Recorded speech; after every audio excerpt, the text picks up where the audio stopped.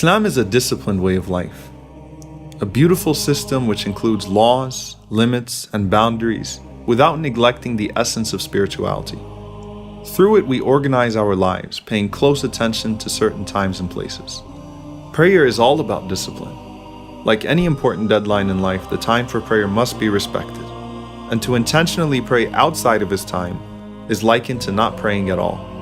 When the call for prayer is made, millions of people can naturally form rows in a matter of seconds in remarkable fashion. It takes precedence over all worldly matters. The appointed imam is then followed throughout the prayer as the Prophet, peace be upon him, said, and is not to be contradicted. Whatever he does, everyone else does. Allah looks only at the straight line, and through the rows of people, it is hoped that the hearts will be aligned as well.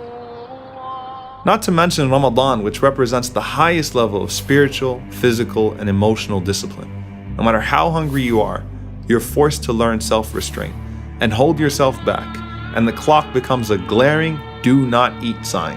Your entire day is structured in accordance with the times of prayer, and in Ramadan, you know exactly when Fajr and Maghrib are. And what's even more remarkable is that many choose to observe this regimen of fasting even outside of Ramadan when it's not even compulsory. Think of your zakah as God-given taxes.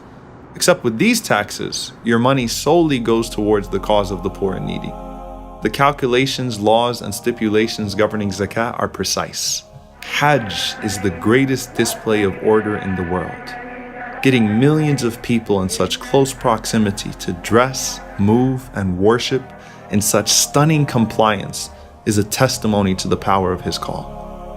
Our Prophet, peace be upon him, was keen on teaching people to be disciplined and respect the law and system in both religious and worldly affairs.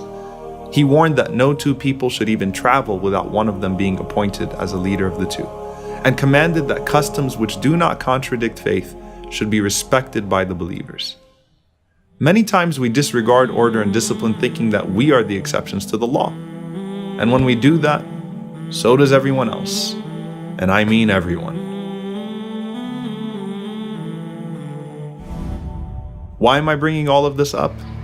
Last Ramadan, I was driving my car on a not so busy day.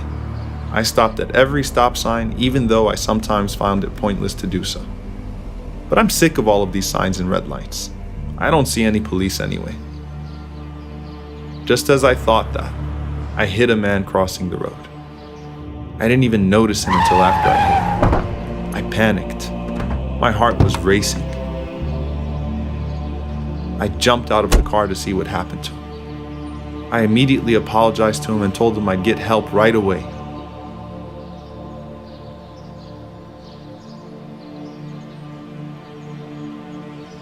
And as I took my cell phone out to make that call, he insisted that I don't, and said it was his fault because he was the one that ran across without looking in both directions, and that there was no stop sign or crosswalk for him to be able to do that anyway, and that he was fine and that there was no need for anyone to get in trouble. But I had to hold myself accountable. So I called 911 and I claimed full responsibility.